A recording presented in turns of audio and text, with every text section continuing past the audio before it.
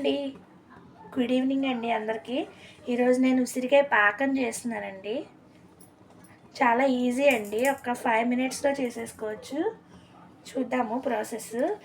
ఉసిరికాయలండి ఇవి తీసుకున్నాను నేను. ఒక 2 కప్స్ ఉంటాయండి అంతే. ఇదే కప్పుతో షుగర్ తీసుకోవాలి మనం. ఇవ్వండి, ఈ కప్పుతో 2 కప్స్ షుగర్ తీసుకోవాలి. ఫస్ట్ పాన్ పెట్టుకొని హీట్ అయ్యాక షుగర్ వేసేస్తున్నాను. పాకంలా రావాలండి.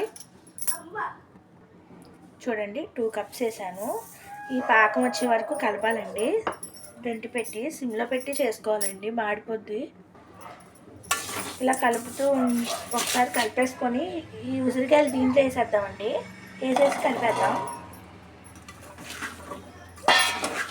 ఇది కరిగే వరకు ఇలా కలుపుతూనే ఉండాలి. చూడండి, ఇలా సిమ్లో పెట్టుకుంటూ కలుపుతూనే ఉండాలి. కలిపి ఒక 10 మినిట్స్ ఇలా మూత పెట్టుకొని సిమ్లోనే ఉంచుకొని ఇలా మూత పెట్టుకోవాలండి ఆవిరి రావడానికి. చూడండి, ఇలా కరిగిపోయి పాకం వస్తుంది. కొద్దిగా రెడ్ కలర్ వచ్చే వరకు ఇలా తిప్పుతూనే ఉండాలండి. కింద అడుగంటకుండా చూసుకుంటూ తిప్పాలి. చూడండి,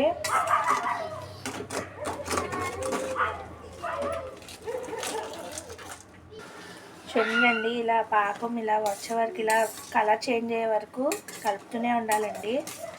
సిమ్లో పెట్టి కలపండి, హైలో కాకుండా, మాడిపోకుండా కలుపుతూ ఉండండి. ఇలా పాకం వచ్చాక కొద్దిగా హైలో పెట్టుకొని చేసుకోవచ్చు. ఫస్ట్ మాత్రం సిమ్లోనే పెట్టాలి, లేకపోతే అడుగంటుకుపోద్దండి షుగరు. మనం వాటర్ ఏమి వేయకూడదు. షుగర్తోనే వాటర్ వచ్చింది, షుగర్లోనే పాకం కలుపుతూ ఉండాలి. చూడండి, ఇలా చిన్నగా అవుతూ ఉంటాయి. ఇంకా కొద్దిగా చిన్నగా అవ్వాలండి. కాయ కలర్ రావాలి, గోల్డెన్ కలర్లో రావాలండి కొంచెం. ఇంకా ఒక 10 మినిట్స్ అలా ఉంచాలి. చూడండి, ఈ కలర్ రావాలి ఉసిరికాయలు. అయిపోయిందండి, రెడీ అయిపోయింది పాకం. నేను యాలక్కాయలు కూడా వేసానండి, చూపించలేదు. 2 వేసాను యాలక్కాయలు. ఓకే అండి, ఇదిగోండి పాకం.